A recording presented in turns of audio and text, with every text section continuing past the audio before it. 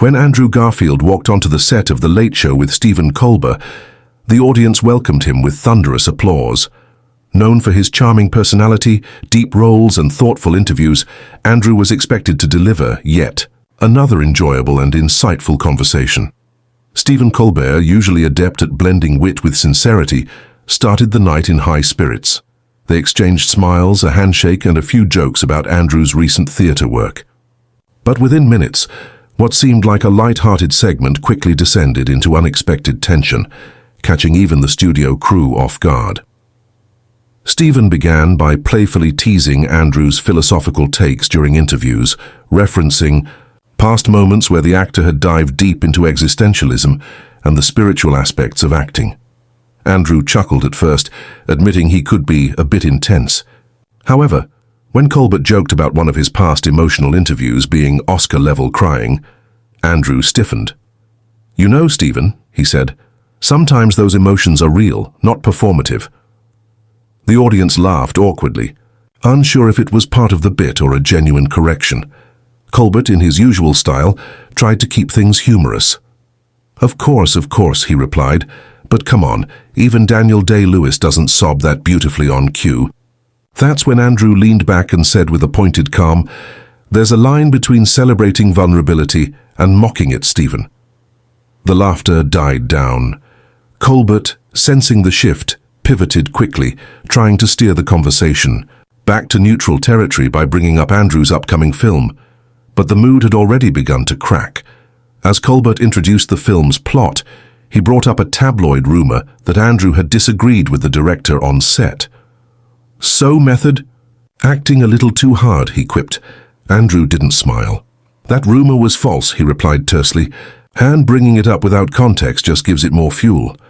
The crowd fell into a confused silence. Colbert tried to chuckle it off, but Andrew wasn't backing down. "I thought we were here to talk about art, not gossip," he added, voice firm. From that point on, the tension was undeniable.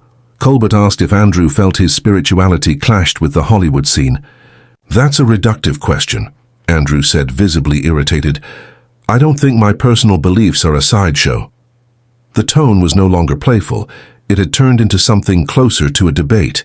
Even the camera angles shifted, cutting, less frequently between wide and close-ups, as the atmosphere grew heavier with each passing minute. Trying to diffuse the mood, Colbert reached for humor again.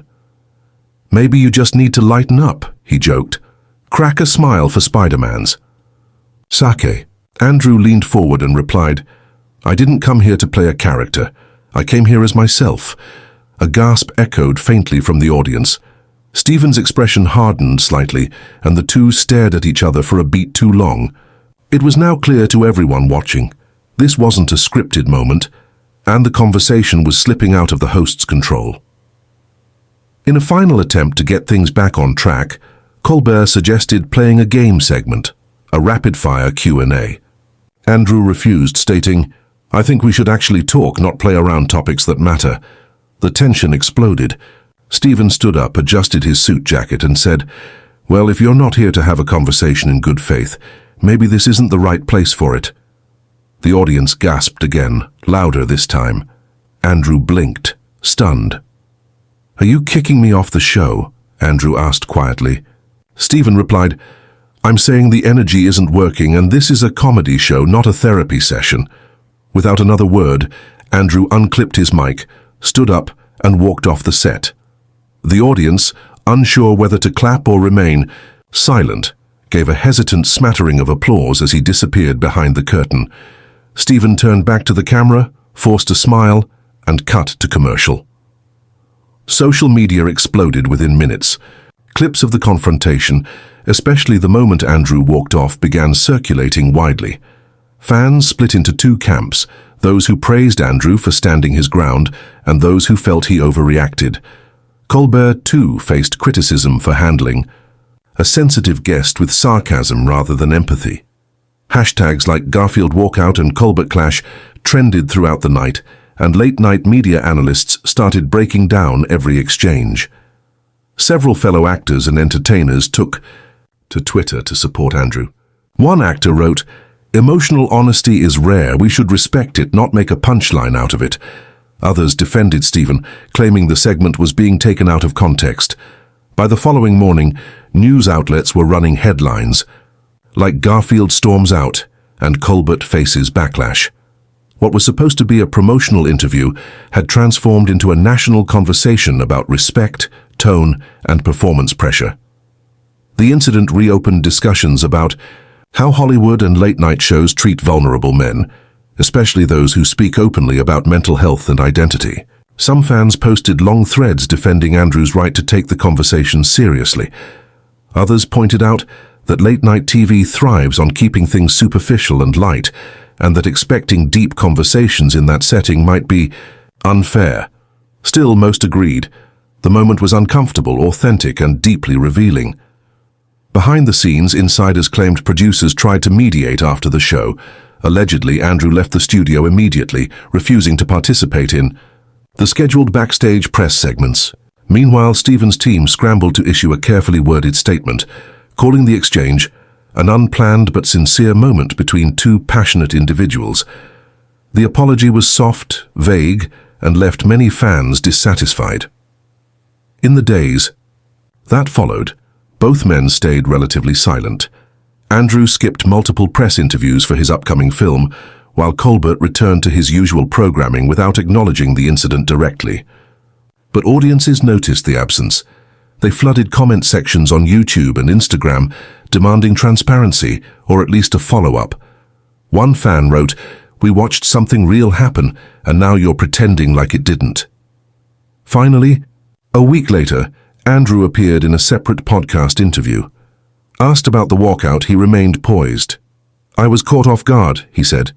"I'm always willing to engage honestly, but I won't let my values be reduced for the sake of a laugh. I respect Stephen, but I won't stay silent when something doesn't feel right." That moment solidified his stance, and support swelled, once more from those who admired his candor. Meanwhile, Colbert faced growing pressure. Viewers called him out for his dismissive tone and the way he shut the conversation down. Some called for him to publicly apologize, while others urged networks to rethink how late-night shows handle serious topics. While his ratings remained relatively stable, his image took a subtle hit, especially among younger viewers who valued empathy and authenticity over humor at any cost. The incident even made its way into stand-up comedy circuits and podcast roasts. Some comedians joked about it, others used it as a lesson on how not to treat a guest. For Andrew, it marked a turning point. He became a symbol of artistic integrity and emotional strength. Film critics praised not just his performances on screen, but also his off-screen stance, saying he brought depth to a genre that often stays surface level. Eventually, Colbert did address the issue in a brief monologue. He acknowledged that things got heated and said he respected Andrew's passion. It wasn't quite an apology, but it was something. Some viewers accepted it, others called it damage control. Still, both men went their separate ways with no clear resolution. Yet the story remained alive, reshared every time vulnerability, masculinity or celebrity conduct became trending topics. In retrospect, many argued that neither side was fully right or wrong. Stephen had a format to maintain, but perhaps lacked the flexibility to handle deeper discussions. Andrew came with authenticity, but maybe underestimated the show's boundaries. Still, the fact that such a real moment emerged from a scripted environment spoke volumes. It reminded everyone watching that celebrity interviews, for all their glitz, can still reflect raw human interaction. Fans continued to speculate about whether the two had spoken privately. No confirmation came from either camp. Still, Andrew's next public appearances were notably more controlled, with hand-picked interviewers and zero tolerance for tabloid questions. Stephen, too, seemed to slightly adjust his tone with serious guests. That single walkout had changed how future conversations would unfold, not just for them, but for everyone else watching. Today, that heated moment remains a landmark in modern celebrity media. It's replayed in top 10 talk show walkouts, lists, and used in film studies classes examining persona versus authenticity. But beyond the memes and headlines, it taught audiences that behind every charming smile and rehearsed answer, there's a real person, someone who can stand their ground when the script starts to feel wrong. And in that moment, Andrew Garfield did just that.